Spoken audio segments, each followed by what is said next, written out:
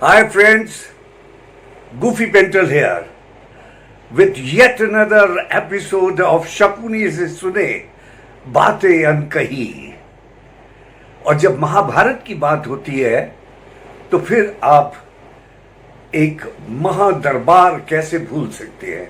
महादरबार यानी हमारे producer director Shri B.R. Chopra का, डॉक्टर B.R. चोपड़ा का दरबार, यानी कि उनके ऑफिस में वो जब बैठे होते थे अपने तख्त ताउस पे तो उनके अराउंड सबने सराउंड किया होता था। और बड़े बड़े, यानी मैं कहूँगा कि उनके दरबार में सारे नवरत्न थे, जो कि शायद बादशाह अकबर के दरबार में भी ऐसे ही होते होंगे। बड़े बड़े राइटर्स, थिंकर्स, यदि आप ये सोच लीजिए पंडित नरेंद्र शर्मा, फिर उधर डॉक्टर राही मासूम रजा, ब्रेन तुपकरी जी, सतीश भटनागर जी, कितने महान लोग, प्लस आर्ट डिपार्टमेंट, प्लस आपका खादिम गूफी। तो हम लोग सब जब बैठे होते थे तो एक दरबारी अभी मिस हो गया, यानी नवरत्न में एक बहुत ही बड़ा इम्पोर्टेंट महारथी, यानी जिसके बिना महाभारत इनकम्प्लीट। आप सोचिए, संगीत के बिना इनकम्प्लीट है ना। जी हाँ, और हमारे संगीतकार द ग्रेट राजकमल जी थे। वो भी एक बहुत बड़े दरबारी थे, नवरत्नों में से एक, और महाभारत की शान, जिन्होंने म्यूजिक से महाभारत में 4 चांद लगा दिए। महाभारत पहला नोट, पहला स्वर यही आया। सेकंड महाभारत, महाभारत। अनफॉर्चुनेटली कुछ साल पहले उनकी डेथ हो गई, लेकिन भगवान उन्हें हमेशा शांति दे जहां भी रहे, यही प्रार्थना है भगवान से। लेकिन उनको रिप्रेजेंट करेंगे उनके सुपुत्र श्री सूर्य राजकमल, जिन्होंने उनकी गद्दी संभाली और आज वो भी संगीत में अपना नया नाम उपज कर रहे हैं। तो हेलो सूर्य कमल जी, मैं आपसे गुजारिश करूंगा कि भाई तुम हमें ये बताओ कि पापा की, यानी तुम्हारे पापा की और चोपड़ा साहब की पहली मुलाकात कहाँ हुई, कैसे हुई, और आप महाभारत की इस महायुद्ध, महालड़ाई में कैसे आए। B.R. चोपड़ा साहब के संपर्क में पापा की मुलाकात एक अवार्ड फंक्शन में हुई थी, और उस फंक्शन में चोपड़ा साहब ने पापा को अवार्ड दिया था। उन्होंने अवार्ड देते समय पापा से ये कहा था कि आप जरूर ऑफिस में जरूर आके हमसे मिलिए और हम आपके साथ काम करना चाहते हैं। तो इस प्रकार से सिलसिला हमारा चलता रहा। फिर एक बार पापा ऑफिस में गए, उनसे मुलाकात की, तब उन्होंने ये कहा कि मैं एक बड़ी सीरियल बनाना जा रहा हूँ, तो उसमें आप राजकमल जी, मैं आपका सहयोग चाहूंगा, आपके साथ काम करने की इच्छा रखता हूँ।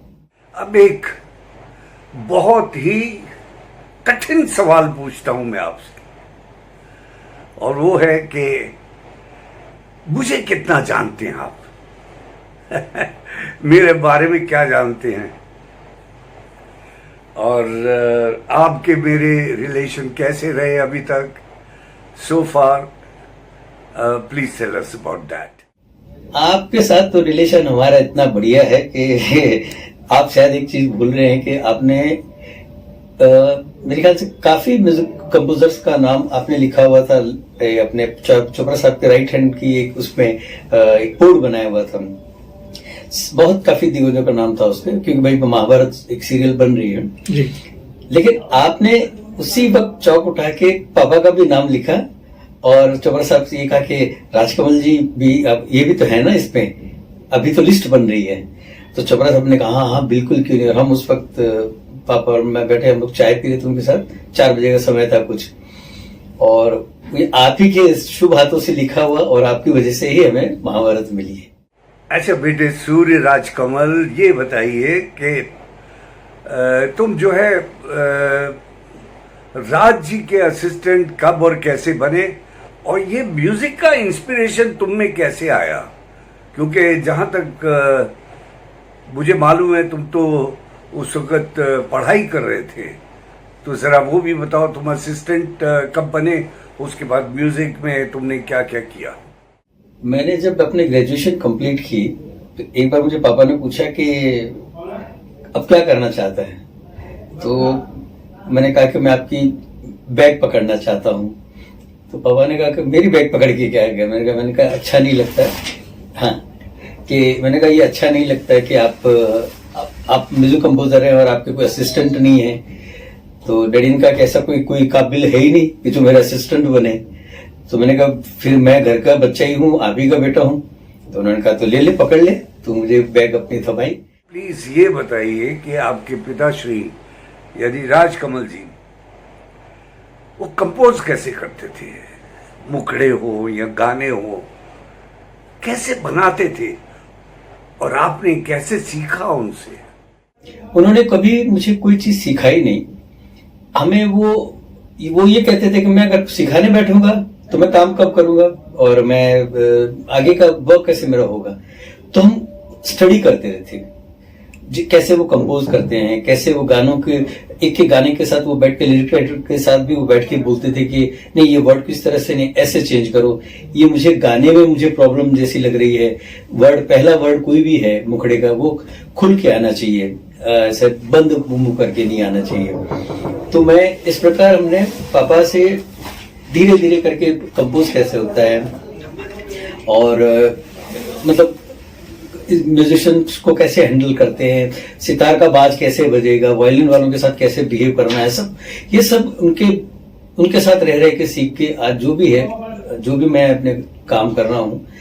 राधा कृष्ण आज बहुत बड़ी सीरियल है आज की डेट की हमारे भारत की, तो वो सब मेरे पिताजी का ही आशीर्वाद है। ये उन्हीं की स्टाइल है जो मैंने उसको अडॉप्ट किया टोटल। एक चीज मुझे बड़ी अच्छी पसंद थी और वो थी आपके सेंस ऑफ थीम म्यूजिक।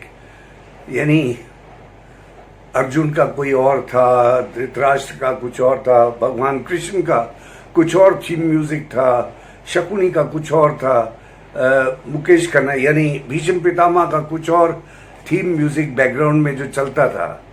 तो सबसे डिफिकल्ट थीम म्यूजिक बनाना किसके लिए मुश्किल था, यानी किसके लिए आपको ज्यादा मेहनत लगी? सबसे बड़ा जो चैलेंजिंग म्यूजिक था वो आप ही का म्यूजिक था गोपी साहब। और मुझे ये भी पता है कि जब मैंने आपको ये म्यूजिक सुनाया था तो आपने मेरे से 2 महीने बात नहीं की थी। तो मैंने कहा कि ऐसी क्या बात है, तो आप थोड़े से उखड़ गए थे, बोले ये क्या यार म्यूजिक ऐसा, पहले ट्रम सब हो रहा है, ड्राम धूम हो रहा है और फिर मेरी इस तरह से एंट्री हो रही है। तो मैंने आपसे कहा था, मैंने कहा ऐसा है गोपी जी कि ये संगीत जब भी बजेगा आपकी एक आइडेंटिटी रहेगी और लोग ये कहेंगे, क्योंकि उस वक्त तो जब महाभारत जब चलता था तो पूरा वीरान हो जाता था सारा, क्योंकि सारे घरों में जब आवाज जब आती थी और जब जैसे ही आपका म्यूजिक आता था तो लोग ये कहते थे कि ये देखो अब स्क्रीन पे कोई अगर बाहर भी होगा तो वो बोलेगा अब देखो शकुनी आ गया होगा। तो इस प्रकार ये आपका म्यूजिक मुझे बनने में काफी टाइम लगा, आप भी नाराज रहे, लेकिन आपने जब एक सूरत में एक कोई फंक्शन था जिन्होंने आपको एज गेस्ट बुलाया था, तो उन्होंने आपसे ये रिक्वेस्ट किया था कि सर आप आएंगे जरूर लेकिन अपना म्यूजिक साथ में लेके आइएगा। तब आपने मुझसे कहा कि यार पंडित सॉरी, आप मुझे जू होटल लेके गए थे, ये भी मुझे पता है कि बकायदा हम लोगों ने साथ में डिनर किया था। तब आपने मुझे कहा, मैंने कहा आज इतनी खातिरदारी कैसे हो रही है? तब आपने कहा कि ऐसा है कि मैंने एक शो है मेरा, अब मैं चाहता हूँ कि आप मेरे साथ चलो। तो मैंने कहा चलो बहुत अच्छी बात है, और बोले पहले संगीत प्ले करना, फिर मैं वहां एक मेरे डायलॉग बोलूंगा और अपन आ जाएंगे। यार सूरत ही तो है। तो लेकिन एक अद्भुत और एक अलग सा म्यूजिक जो है वो आपके लिए क्रिएट किया गया, क्योंकि उसमें वो शकुनी भी अपनी जगह सही है कि क्रूअल भी है, उसको न्याय भी चाहिए और वो अन्याय भी करते जा रहा है, तो वो म्यूजिक कैसे एकदम डिफरेंट कैसे बनेगा। तो इस प्रकार आपका म्यूजिक ऐसा हमने आपको मध्य नजर रखते हुए सब पूरा प्ले किया हूं मैंने।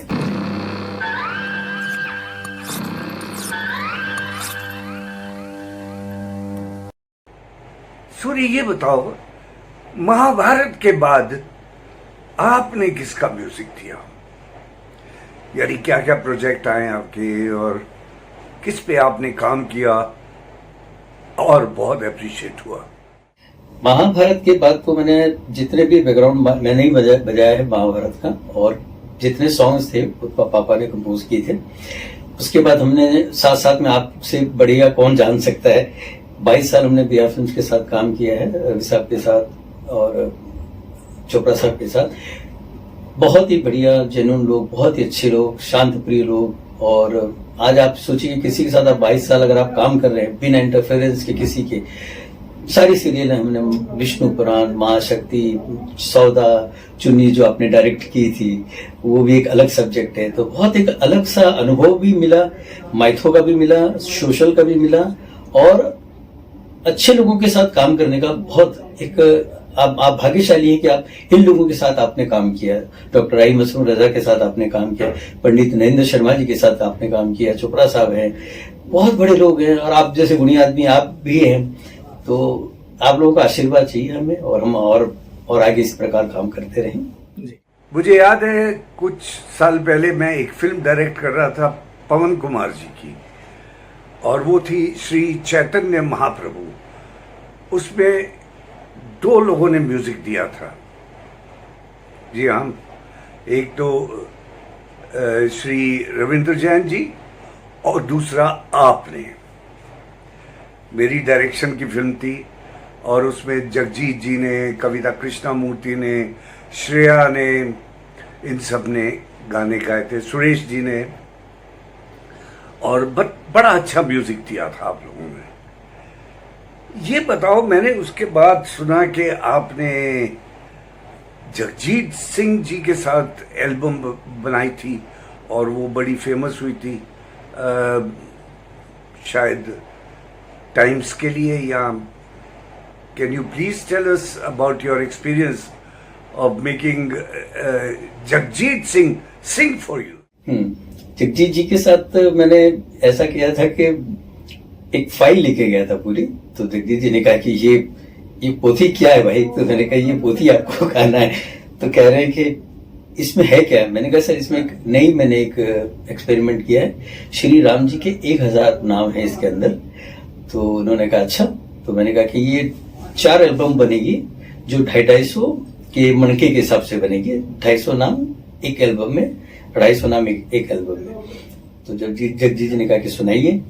तो जैसे ही मैंने उनको सुनाई ट्यून मेरी, तो इतने प्रभावित हुए, और उन्होंने ये कहा था कि इसकी मार्केटिंग सूर्य कमल जी मैं करूंगा। तो हमने, जो हमारे प्रोड्यूसर साहब साथ में गए थे, जो लगाने वाले थे, वो भी बड़े खुश हो गए। तो उन्होंने 2-3 जगह बड़ी बड़ी कंपनियों को अप्रोच किया था, लेकिन हमारी फाइनल डील जो पक्की हुई वो हमारी टाइम्स म्यूजिक के साथ पक्की। और उन्होंने कहा कि चारों के चारों एल्बम जगजीत जी के हम आपके साथ ये रिलीज करेंगे, हम इसका कॉन्ट्रैक्ट हम करेंगे। और उनका आशीर्वाद रहा। बहुत अच्छे सज्जन पुरुष थे। आपके नॉलेज के लिए बता दूंगा, जगजीत जी ने कोई भी कंपोजर के साथ 1 से 2 गाने के अलावा ज्यादा काम नहीं किया, क्योंकि वो खुद ही बहुत अच्छे बढ़िया कंपोजर थे, ज़हीन इंसान थे। लेकिन उन्होंने मेरे साथ टोटल 5 एल्बम किए हैं, और हमारा प्यार, वो मुझे एकदम बच्चे की तरह ट्रीट करते थे। और उन्हें ये पता था कि संगीतकार है तो उपाधि बड़ी है, तो वो उनके मुंह से कभी उन्होंने, जो अगर वो तो मुझे तुम भी बोलते या तो तू भी बोल सकते तो कर सकते थे, लेकिन उन्होंने ऐसा कुछ नहीं किया। उन्होंने वो गरिमा संभल के रखी कि नहीं ये संगीतकार, तो इस हिसाब से इनको हम वो करें। अच्छा भाई सूर्य कमल भाई, मैं तुम्हारे पापा का भी दोस्त था और तुम्हारा भी दोस्त हूं। मैंने तुम्हें बहुत क्लोजली फॉलो किया है सारी उम्र। ये बताओ, तुमने अपने लक्ष्य को, अपने एम को, अपने एम्बिशन को हासिल करने के लिए क्या किया है और क्या कर रहे हो? मेरे जीवन का एकमात्र लक्ष्य ये है कि मैं ईश्वर की सेवा करता रहूं, और जितनी भी मैंने अभी सीरियल्स अभी तक जो की है वो सारी माइथोलॉजी से रिलेटेड है। जितने भी एल्बम्स की वो सब सारे देवी देवताओं से रिलेटेड हैं। तो मैं अपने आप इस चीज में भाग्यशाली ये समझता हूँ कि मुझे उन्होंने यहाँ वहाँ कहीं भटकने नहीं दिया कि चलो भाई तुमने कोई रेस्टोरेंट खोल लिया, ये कर दिया, या अपना फिटनेस सेंटर खोल दिया, नहीं, हमें संगीत से जुड़े रखे और अपने ही काम कराते रहे ईश्वर। तो हम इससे बड़ा हमारे को और क्या चाहिए, आप बताएं। उनका आशीर्वाद है। अभी भी मैं जो लाइन से मेरे 8-10 एल्बम्स आ रहे हैं, सब आरतियां कर रहा हूँ, चालीसा कर रहा हूँ, शिव अमृतवाणी कर रहा हूँ। जो अभी मेरे साथ एक नए सिंगर जुड़े हैं, आपके चहेते कलाकार भी हैं, वो शायद आपने नाम सुना होगा, भानु पंडित।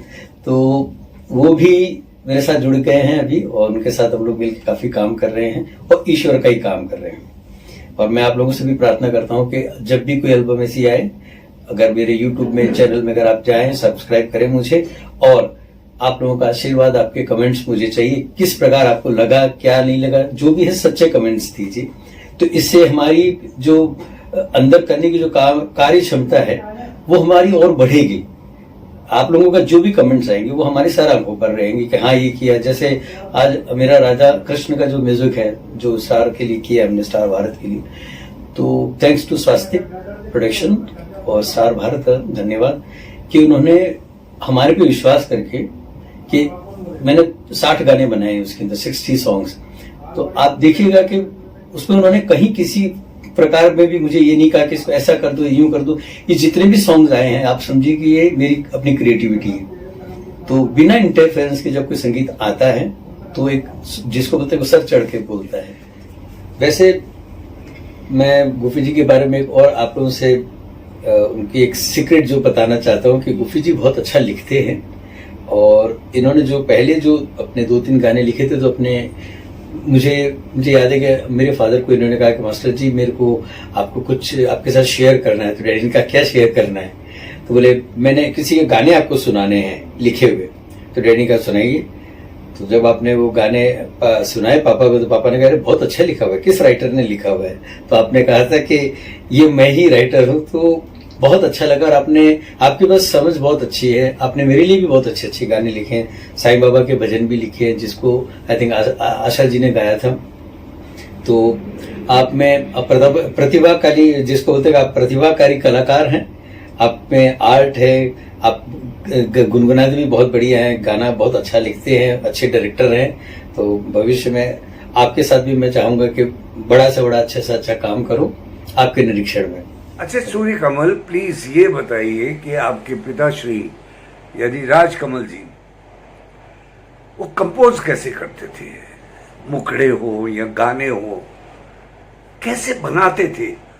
जो महाभारत में जो दोहे का जो पैटर्न हम लोगों ने जो सेलेक्ट किया था पापा ने, और उसमें मेरा जो फेवरेट दोहा है वो है, वचन दिया सोचा नहीं, होगा क्या परिणाम, सोच समझ कर कीजिए जीवन में हर काम। इसके अंदर जो कहते हैं कि सेकंड लाइन जो है कि सीख हम बीते युगों से, नए युग का करे स्वागत। तो ये आज के जनरेशन को ये सब चीज इतनी फॉलो करनी चाहिए कि हमारे पिछले जो हमारी जो धरोहर है, हम वैसी कोई गलती ना करें, हम बड़ों का सम्मान करें और अपनी संस्कृति को, भारतीय संस्कृति को आगे बढ़ाएं। आपका तो एक जो आपने बहुत अच्छा लिखा था, जो द्रौपदी जी जो गाती है, द्रौपदी अपने कीचक को जो बुलाती है, तुम इसमें आ जाओ, पार्क में आ जाओ, एंड उसके वध के पहले, तो आप ही का लिखा हुआ गाना है, नैनों के दर्पण में छवि मनोहर सांवरिया की मोरे पिया की। बहुत सुंदर लिखा था गोपी जी आपने। श्री सूर्य राजकमल रिप्रेजेंट कर रहे थे अपने पिता श्री राजकमल जी को फॉर महाभारत, लेकिन इंडिपेंडेंटली भी ये बहुत खूबसूरत, निहायत सुरीले म्यूजिक डायरेक्टर हैं और इनके साथ वाकई में हर बार काम करके बहुत ही मजा आता है। और मैं तो फिर कोशिश करूंगा, क्योंकि इन्होंने और भी मेरी 1-2 फिल्मों में जो है वो धुन दी हुई है। कुछ मैंने एड फिल्म्स की, उसमें भी इन्होंने काफ़ी काम किया मेरे साथ और हमारा संबंध तो बहुत पुराना है। And every time I have enjoyed I remember he was very little, बहुत छोटे थे, और ये पिताजी के असिस्टेंट थे। तो पिताजी इनके और मैं, हम लोग शाम को यहाँ जू होटल में या कभी कभी सन एंड सैन में जाके और एक दो ड्रिंक्स लेते थे। तो पिताजी के साथ ये भी आते थे बच्चे, यानी ये और विनय, इनके छोटे भाई। तो इनका मुझे मालूम था कि ये ड्रिंक करते हैं, पिताजी को नहीं मालूम था। तो इनको नीचे से मैं, वो क्योंकि इनके पिताजी इनके लिए एप्पल सिडार मंगवाते थे, तो ये एप्पल साइडर पी के ऊपर से बताते थे कि एप्पल पी रहे हैं, एप्पल जूस, लेकिन नीचे से ग्लास में इनको दे देता था और ये मेरे साथ ड्रिंक भी करते थे। और ऐसे हम लोगों ने इनका बचपना, हम तो खैर बहुत बड़े थे इनसे, तो ऐसे इनको हम कैमोफ्लेजिंग करके ड्रिंक्स पिला देते थे। और मुझे याद है मजाक मजाक में मैं राजकमल जी को SST कहा करता था। SST यानी संगीत सम्राट तानसेन। आपको याद है मैंने ऊपर क्या कहा था कि एक दरबार था चोपड़ा साहब का जिसमें नवरत्न सारे बैठा करते थे, तो इनका नाम मैंने SST रखा था, यानी संगीत सम्राट तानसेन। तो ये थे राजकमल जी और सूर्यकमल जी। आई होप कि आपको ये मेरा एपिसोड पसंद आया होगा, और ज़रूर अगर पसंद आया है तो फिर नीचे आप टिक कर दीजिए और सब्सक्राइब करना मत भूलिएगा। और बी केयरफुल, कोरोना अभी गया नहीं, अपना ख्याल रखिए, अपने परिवार का ख्याल रखिए, स्टे होम, स्टे सेफ, जरूरत नहीं तो कहीं मत जाइए, डर के रहिए कोरोना से।